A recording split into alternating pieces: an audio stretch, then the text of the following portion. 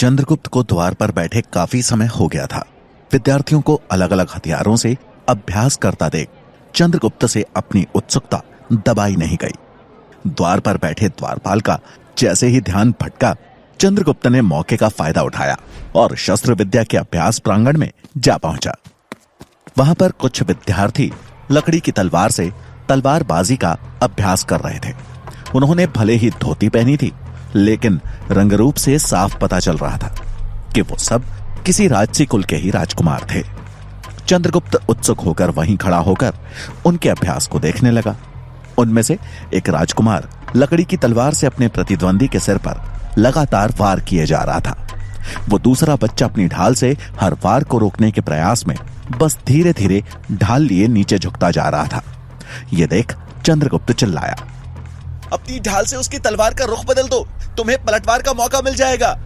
ये देख तलवार से वार कर रहा राजकुमार रुक गया और चंद्रगुप्त की ओर बढ़ते हुए बोला, कौन है तू? हमसे ज्यादा जानता है क्या? हाँ? उसके साथ अभ्यास कर रहे राजकुमार भी उसके पीछे पीछे चंद्रगुप्त के पास पहुंच गए और उसे घेर लिया। अपने भोलेपन में उत्तर देते हुए चंद्रगुप्त ने कहा, मेरा नाम चंद्रगुप्त है और जल्द ही मैं भी यहां शिक्षा ग्रहण करने वाला हूं। रही बात अभ्यास की, तो मुझे लगता है कि अभी तक जो मैंने देखा उसके हिसाब से मैं आपको मात दे सकता हूं। चंद्रगुप्त की बात सुनकर सभी जोरों से हंसने लगे। एक ने उसके मैले कपड़ों को देखते हुए कहा, तुझे मालूम भी है, यहां केवल बुद्धिजीवी और राजसी परिवार के बच्चों को ही प्रवेश मिलता है। रास्ते से उठकर आए भिखारियों के लिए नहीं है तक्षशिला। यह सुनकर चंद्रगुप्त मायूस हो गया। इससे पहले कि वो कुछ कहता, उनमें से एक ने चंद्रगुप्त के कुर्ते में हो रहे छोटे से छेद में उंगली फंसाकर उसे एक सिरे से फाड़ दिया। ये देख तलवार लिया हुआ राजकुमार बोला, अरे ये कुर्ता तो फट गया, अब कल से क्या पहनेगा? केले के पत्ते। ऐसा कहते हुए सभी उसका उपहास करने लगे। चंद्रगुप्त क्रोधित हो उठा और उसने कुर्ता फाड़ने वाले राजकुमार को जोर का धक्का देते हुए जमीन पर गिरा दिया। यह देख लकड़ी की तलवार लिए राजकुमार ने चंद्रगुप्त की पीठ पर वार किया। अचानक हुए इस हमले से चंद्रगुप्त को झटका लगा, लेकिन अगले ही पल उसने अपने आप को संभालते हुए वहां पड़ी ढाल उठाई और उसके सामने आकर बोला, पीठ पर वार करना कायरों का काम है, लड़ना है तो सामने से लड़ो। चंद्रगुप्त को ललकारता देख उसने पूरी ताकत के साथ अपनी तलवार से चंद्रगुप्त पर वार किया, लेकिन चंद्रगुप्त ने चालाकी दिखाते हुए अपनी ढाल से बस उसकी तलवार का रुख मोड़ दिया और वो जमीन से जा टकराई। मौके का फायदा उठाकर चंद्रगुप्त ने ढाल से उसकी छाती पर एक जोर का वार किया और वो राजकुमार दूर जा गिरा। यह देखकर सभी राजकुमारों ने तलवार उठाकर चंद्रगुप्त को घेर लिया और उस पर हमला करने के लिए जैसे ही आगे बढ़े, तभी सबके कानों में एक आवाज गूंजी, रुको। सबकी तलवारें अचानक से थम गई। सामने देखा तो चाणक्य खड़े थे, जिनके चेहरे पर क्रोध स्पष्ट झलक रहा था। उनका चेहरा देखकर सभी राजकुमार घबरा गए। चंद्रगुप्त भी एक पल के लिए सहम गया। चाणक्य क्रोधित स्वर में बोले, राजकुल से हो, यहां शस्त्र विद्या का पाठ ले रहे हो या छल विद्या का? यह सुन वहां खड़े सभी छात्रों ने डर के मारे अपनी नजरें नीची कर ली। चंद्रगुप्त जमीन से उठा। अपने सामने चाणक्य को देखकर उसकी जान में जान आई। चाणक्य ने उन राजकुमारों को देखते हुए कहा, एक निहत्थे इंसान को घेर कर मारना तक्षशिला की किस युद्ध नीति में लिखा है? किसी के पास इसका कोई उत्तर नहीं था। चाणक्य ने एक नजर उन सबको देखा और बोले, नियमों का उल्लंघन हुआ है। चंद्रगुप्त ने बगैर आज्ञा के तक्षशिला के प्रांगण में प्रवेश किया और आप लोगों ने युद्ध नीति का गलत प्रदर्शन करके, इसलिए दंड निश्चित है। चाणक्य का यह क्रोधित रूप चंद्रगुप्त पहली बार देख रहा था। वो और अन्य राजकुमार उनका गुस्सा देखकर डर गए। इससे पहले कि चाणक्य कुछ बोलते, उन्हें पीछे से आचार्य गजानन का स्वर सुनाई दिया, आचार्य, अगर आपके साथ आया यह बालक प्रांगण में नहीं आता तो शायद मेरे शिष्यों और इस बालक के बीच टकराव की स्थिति ही उत्पन्न नहीं होती। चाणक्य पीछे मुड़े तो सामने आचार्य गजानन खड़े थे। उन्हें देखते ही वहां खड़े राजकुमारों के चेहरे पर एक संतोष का भाव आ गया। उन्हें लगा कि अब तो आचार्य गजानन उन्हें बचा ही लेंगे। चाणक्य ने उन राजकुमारों के चेहरे के भावों को पढ़ लिया था। उन्होंने गजानन की आंखों में आंखें डालकर कहा, मैं मानता हूं चंद्रगुप्त ने बगैर अनुमति के उत्सुकतावश तक्षशिला के प्रांगण में प्रवेश किया, लेकिन इन राजकुमारों ने उसके साथ जो बर्ताव किया वो तक्षशिला की शिक्षा नहीं है। इसलिए मेरी समझ से इन सबको इनकी गलती का आभास होना जरूरी है। चाणक्य की बात सुनकर गजानन ने पलटवार किया, तो ठीक है, आप अपने शिष्य का दंड तय कर लीजिए। इन्हें मेरे हवाले छोड़ दीजिए। इनको क्या दंड देना है वो मैं तय कर लूंगा। चाणक्य को समझ में आ रहा था कि गजानन उन राजकुमारों को बचाने का हर संभव प्रयास कर रहे थे। उन्होंने गजानन के सुर में सुर मिलाते हुए कहा, जैसा आप उचित समझे। और रही बात गुरु शिष्य के संबंधों की, तो मेरी नजर में तक्षशिला के हर शिष्य पर हर गुरु का अधिकार है, क्योंकि यहां से निकला छात्र किसी एक गुरु का प्रतिनिधित्व नहीं करता, वो प्रतिनिधित्व करता है संपूर्ण तक्षशिला का। चाणक्य की यह बात गजानन को चुप गई और उन्होंने क्रोधित हो उन राजकुमारों को 2 दिन तक सिर्फ रसोई में खाना बनाने की सजा सुनाई। उन्हें सजा देकर गजानन चाणक्य की ओर पलटकर बोले, आशा करता हूं कि अब आप संतुष्ट होंगे और इस बच्चे को भी उचित दंड देंगे। गजानन की बात सुनकर चाणक्य ने कहा, अवश्य, लेकिन मेरे लिए किसी पर दंड का सकारात्मक प्रभाव दिखना ही उस दंड का सही मायना है। गलती का आभास करवाने से ज्यादा महत्वपूर्ण है किसी को खुद ही अपनी गलती का आभास होना। यह कहकर चाणक्य ने गजानन को प्रणाम किया और चंद्रगुप्त का हाथ पकड़कर वहां से निकलने लगे। तभी गजानन ने पीछे से दांत पीसते हुए मन ही मन कहा, आने दो चंद्रगुप्त की परीक्षा वाला दिन। उस दिन मैं इसे हारने का आभास करवाऊंगा और आपको आचार्य चाणक्य खुद ही पता चल जाएगा कि केवल आप ही उत्कृष्ट नहीं है। चाणक्य चंद्रगुप्त का हाथ पकड़कर चले जा रहे थे। चंद्रगुप्त को समझ आ गया था कि उसने बहुत बड़ी भूल की है। चाणक्य उसे लेकर तक्षशिला के मुख्य द्वार से निकलकर एक सुनसान रास्ते पर चल दिए। एक जगह चंद्रगुप्त रुक गया और चाणक्य से अपना हाथ छुड़ाते हुए उनके चरणों में गिरकर बोला, मुझे क्षमा कर दीजिए आचार्य, मुझसे बहुत बड़ी भूल हो गई। मैं वचन देता हूं कि आइंदा से आपको शिकायत का मौका नहीं दूंगा। आप मुझे जो भी दंड देना चाहते हैं मुझे स्वीकार है, लेकिन मैं तक्षशिला में पढ़ना चाहता हूं। मेरे सीखने का अवसर मुझसे मत छीनिए आचार्य। उसके चेहरे पर ग्लानि का भाव स्पष्ट रूप से दिख रहा था। चाणक्य का क्रोध थोड़ा शांत हुआ। उन्होंने उसे ऊपर उठाया और बोले, चंद्रगुप्त, सीखने का पहला नियम है अनुशासन। अनुशासन के बिना किसी भी शिक्षा का मोल नहीं रह जाता। तुमने जो किया है उसके लिए दंड तो मिलेगा। और रही बात शिक्षा की, तो तक्षशिला में प्रवेश लेने के लिए तुम्हें परीक्षा में उत्तीर्ण होना होगा। यह ध्यान रहे कि आचार्य गजानन की देखरेख में ही तुम्हारी परीक्षा होगी, और यह परीक्षा जितनी तुम्हारी है उतनी ही मेरी भी है। दंड की बात कहते हुए चाणक्य भावुक थे, लेकिन उन्होंने अपने इस भाव को उजागर नहीं होने दिया। उन्हें पता था कि आचार्य गजानन चंद्रगुप्त की प्रवेश परीक्षा में सबसे बड़ा अवरोध बनने वाले हैं। इसलिए आवश्यक था कि चाणक्य भावनाओं को त्याग कर चंद्रगुप्त को मानसिक और शारीरिक रूप से इतना मजबूत बनाए कि वो हर चुनौती का सामना कर सके। प्रवेश परीक्षा की बात सुनकर चंद्रगुप्त ने दृढ़ता से कहा, इस परीक्षा में उत्तीर्ण होने के लिए मुझे जो भी करना पड़े मैं करने को तैयार हूं आचार्य। चाणक्य मुस्कुराए और बोले, चंद्रगुप्त, मेरी शिक्षा प्राप्त करने के लिए आवश्यक है कि तुमने आज तक जो भी सीखा है वो भूलना होगा।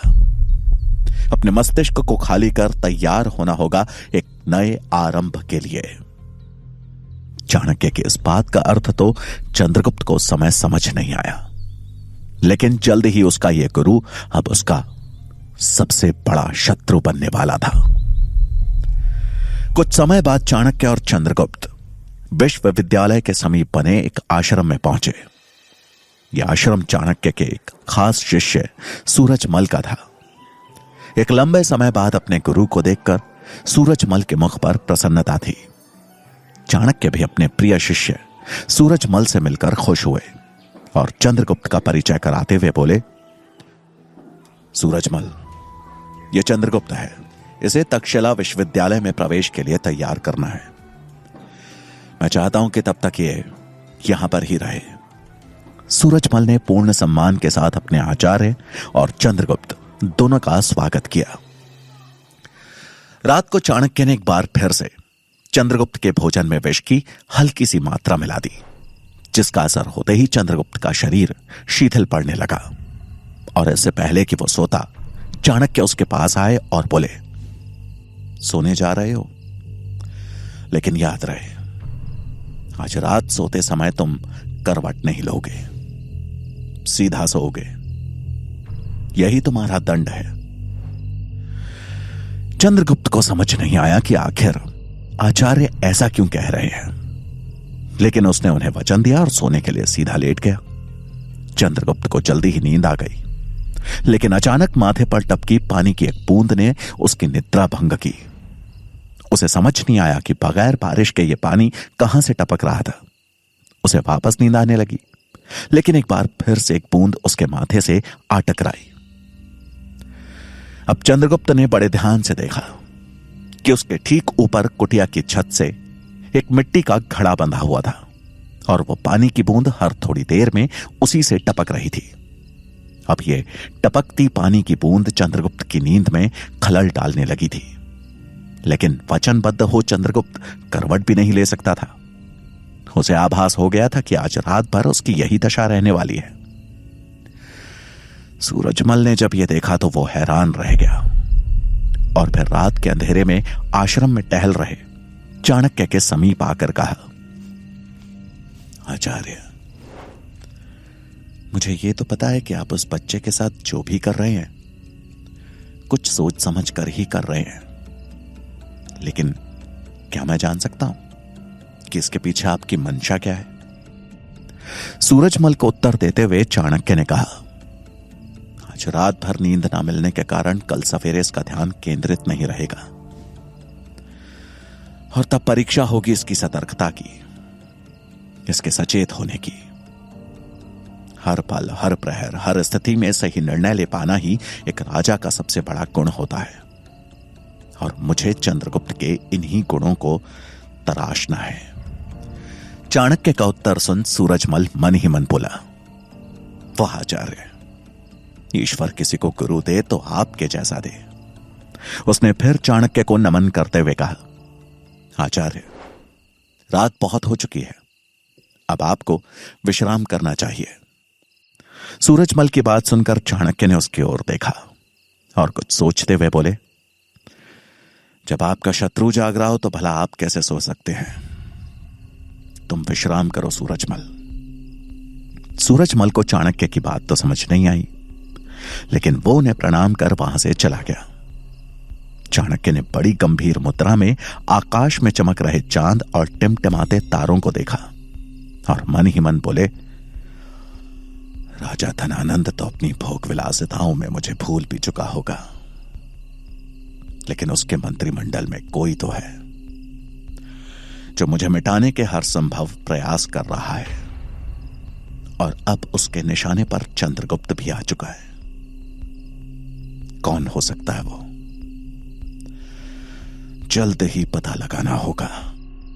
चाणक्य के मुख पर छाई चिंता सही थी, क्योंकि राजा धनानंद के महामंत्री अमात्य इतनी जल्दी हार मानने वालों में से नहीं थे।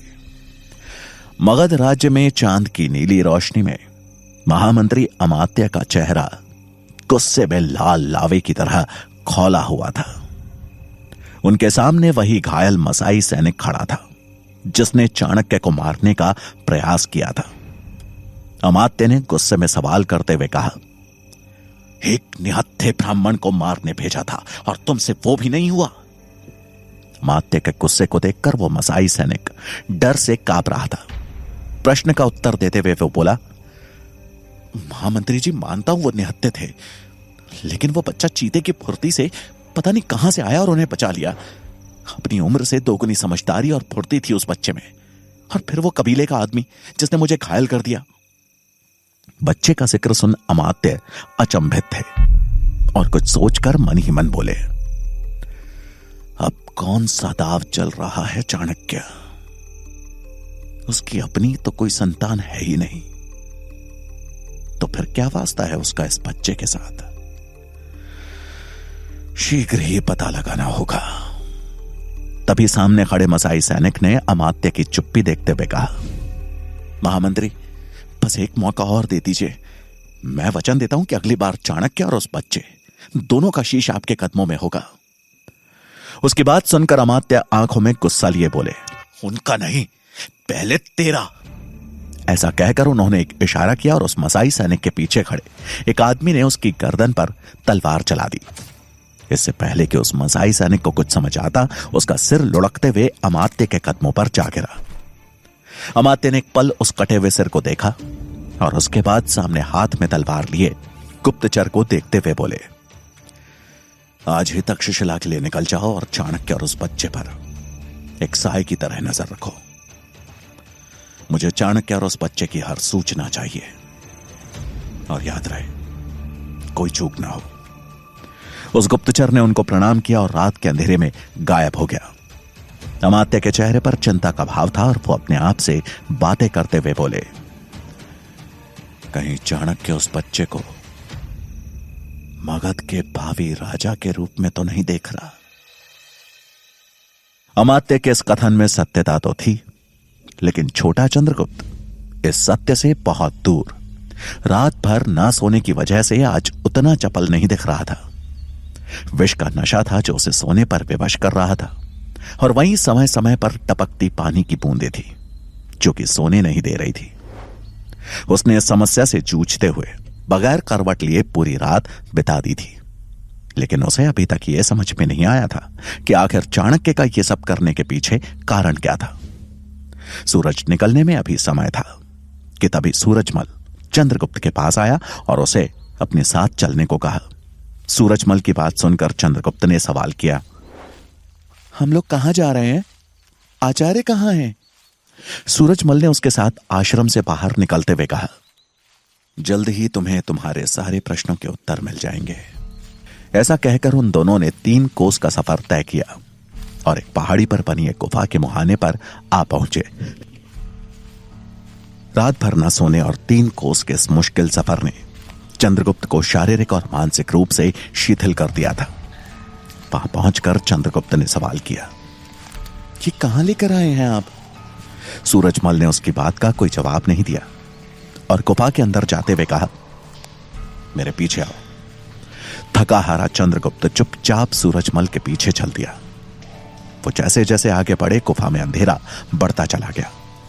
थोड़ी ही देर में चंद्रगुप्त के बगल से चमगादड़ों का झुंड निकला। उनके अचानक इस तरह आने से चंद्रगुप्त थोड़ा झेप गया, लेकिन फिर अपने आप को संभाल आगे बढ़ा। कुछ दूर चल चंद्रगुप्त को आभास हुआ कि उस गुफा के बीचों बीच एक सरोवर है। गुफा की दीवार से रिसकर आने वाला पानी वहां जमा हो रहा था। उस जगह पर चमगादड़ों का हुजूम था। उनके पंखों के फड़फड़ाने की आवाज की वजह से उठ रहा शोर दिल दहला देने वाला था। अंधेरे में चंद्रगुप्त को बस आवाज सुन कुछ चीजों के होने का आभास हो रहा था, लेकिन दिखाई कुछ भी नहीं दे रहा था। अपने आप को ऐसी जगह पर देखकर चंद्रगुप्त ने सूरजमल को आवाज देते हुए पूछा, कितना अंधेरा है यहां? आचार्य ने यहां आने के लिए क्यों कहा? लेकिन सूरजमल का कोई पता नहीं था। चंद्रगुप्त ने उसे 1-2 बार आवाज दी, लेकिन वो अंधेरे में ऐसे गायब हो गया था मानो कोई जादुई साया हो। चंद्रगुप्त अब अकेले उस गुफा में इधर उधर देखे जा रहा था कि तभी उसके कानों से एक आवाज टकराई। कौन हो तुम? आवाज सुन चंद्रगुप्त ने एक गहरी सांस ली, क्योंकि वो इस आवाज से परिचित था। यह आवाज थी उसके आचार्य चाणक्य की। चाणक्य की आवाज उस गुफा में चारों दिशाओं में गूंज रही थी, मानो चारों दिशाओं में 4 चाणक्य खड़े हों। चंद्रगुप्त ने इधर उधर देखा, लेकिन उस अंधेरे में उसे कुछ भी दिखाई नहीं दिया। उसने आवाज लगाते हुए कहा, आचार्य, आप कहां हैं? बहुत अंधेरा है यहां।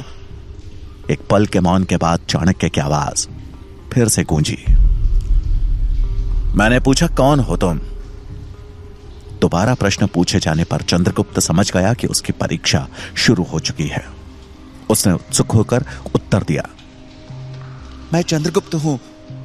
तभी उसे चाणक्य की आवाज सुनाई दी, गलत उत्तर। और इस आवाज के साथ एक डंडा उसकी पीठ से टकराया। अचानक हुए इस प्रहार के चलते चंद्रगुप्त जमीन पर गिर गया। उसने इधर उधर देखा, लेकिन उसे वहां कोई नहीं दिखा। चंद्रगुप्त खड़ा हुआ और बोला, आचार्य, ये क्या है? और इससे पहले कि वो और कोई प्रश्न पूछता, चाणक्य की आवाज दोबारा गूंजी, कौन हो तुम? अब चंद्रगुप्त सतर्क था। उसे सोच समझकर प्रश्न का उत्तर देना था, क्योंकि गलत उत्तर का परिणाम उसे पता था।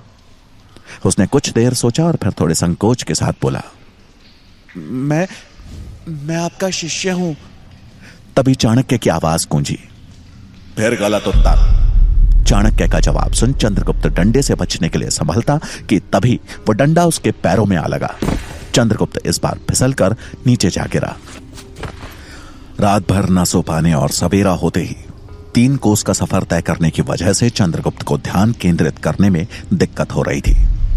इसके अलावा उस गुफा के अंधेरे के बीच चमगादड़ों के उड़ने और पानी के गिरने के शोर की वजह से उसे पता ही नहीं लग पा रहा था कि आखिर डंडा किस दिशा से आ रहा है और कौन मार रहा है। हताश होकर चंद्रगुप्त उठा कि तभी चाणक्य की आवाज फिर गूंज उठी, कौन हो तुम? चंद्रगुप्त परेशान था। उसे समझ में नहीं आ रहा था कि आचार्य बार बार एक ही सवाल क्यों पूछ रहे हैं। तभी उनकी आवाज एक बार फिर गूंज उठी, मैंने पूछा कौन हो तुम? चंद्रगुप्त ने उत्तर सोचना शुरू किया। साथ में डर था कि अंधेरे को चीरता हुआ वो डंडा फिर से न आ लगे। उसने थोड़ी देर सोचने के बाद उत्तर दिया, ना मैं चंद्रगुप्त हूं, ना मैं आपका शिष्य हूं। मैं सबसे पहले एक मनुष्य हूं। मनुष्य। एक पल के मौन के बाद चाणक्य की आवाज गूंजी, गलत जवाब। और उसी के साथ अंधेरे में लहराता हुआ डंडा आया जो चंद्रगुप्त की पीठ पर जाकर लगा। एक जोर के कराहने की आवाज के साथ चंद्रगुप्त एक बार फिर से जमीन पर था। अब उसका धैर्य टूट चुका था। उसमें अब और उठ पाने की ताकत नहीं थी और ना ही क्षमता थी प्रश्नों के उत्तर देने की। वो वहां मौजूद पत्थरों का सहारा लेकर जैसे तैसे उठा और पूरी शक्ति से चिल्लाते हुए बोला, अब क्या चाहते हैं आचार्य? कैसी परीक्षा है ये? परीक्षा भी है या दंड है? क्या गलत कहा मैंने? कौन सा गलत उत्तर दिया? चंद्रगुप्त की आवाज में दर्द था। अपना मानसिक संतुलन बनाने में उसे दिक्कत हो रही थी कि तभी चाणक्य की आवाज फिर गूंज उठी, कौन हो तुम? वही प्रश्न दोबारा सुन चंद्रगुप्त से अब रहा नहीं गया और वो चिल्लाते हुए बोला, कौन हूं मैं? अगर उत्तर आप जानते हैं तो बता क्यों नहीं देते? नहीं पता मुझे मैं कौन हूं। नहीं पता आचार्य। कोई नहीं हूं मैं, कोई नहीं हूं। चंद्रगुप्त की दर्द भरी आवाज पूरी गुफा में गूंज रही थी। वो पूरी तरह से टूटकर वहीं बैठ गया और रोने लगा। उसे अब नहीं जानना था कि उसका उत्तर सही है या गलत, और ना ही उसके अंदर अंधेरे में वार कर रहे उस डंडे का डर था। कुछ देर के मौन के बाद चाणक्य की आवाज गूंजी, सही उत्तर। यह सुन चंद्रगुप्त ने राहत की सांस ली। उसे अचानक मानो चाणक्य की बात याद आ गई कि शिक्षा प्राप्त करने के लिए आवश्यक है अपने अतीत को मिटा करके एक नई शुरुआत करना। और चाणक्य के इस प्रश्न के पीछे का मंतव्य भी वही था, अपनी पहचान भुलाकर एक नए जीवन की शुरुआत करना। अब पूरी गुफा में केवल चमगादड़ों के फड़फड़ाने और पानी के गिरने की आवाज आ रही थी, लेकिन अब ये आवाजें चंद्रगुप्त के लिए शोर नहीं थी। उसने ध्यान लगाकर उन आवाजों को सुना तो हर आवाज एक दूसरे से अलग थी। वो उन आवाजों को एक दूसरे से अलग कर सकता था। काफी देर तक कोई गतिविधि ना होते देख छोटे चंद्रगुप्त ने दृढ़ता के साथ चाणक्य को पुकारते हुए कहा, आचार्य, मैं आपके आशीर्वाद से शिक्षा ग्रहण करने के लिए तैयार हूं। कि तभी उसकी ओर एक बार फिर हवा में लहराता हुआ डंडा आया, लेकिन इस बार चंद्रगुप्त सचेत था। वो उस डंडे की आवाज सुनकर उस दिशा की ओर मुड़ा और अगले पल डंडे का सिरा चंद्रगुप्त के हाथ में था। उसने पूरी ताकत से उस डंडे को अपनी ओर खींचा तो अंधेरे का फायदा उठाकर डंडा चला रहा सूरजमल उसके सामने आ गिरा। सूरजमल से नजरें मिलने पर चंद्रगुप्त मुस्कुरा दिया कि तभी उसके सिर पर चाणक्य का हाथ लगा। उन्होंने उसके सिर पर हाथ फेरते हुए कहा, अब तुम मेरी शिक्षा ग्रहण करने के योग्य बन चुके हो। अपने गुरु को सामने देख चंद्रगुप्त ने उनके पांव छुए। चाणक्य ने उसे आशीर्वाद दिया। उनके चेहरे पर एक संतोष का भाव था, क्योंकि आज वो धनानंद के सामने ली गई अपनी प्रतिज्ञा को पूरा करने की दिशा में एक कदम और आगे बढ़ चुके थे। चाणक्य के सारे एपिसोड्स को सुनने के लिए डिस्क्रिप्शन में दी लिंक से डाउनलोड करें पॉकेट FM ऐप।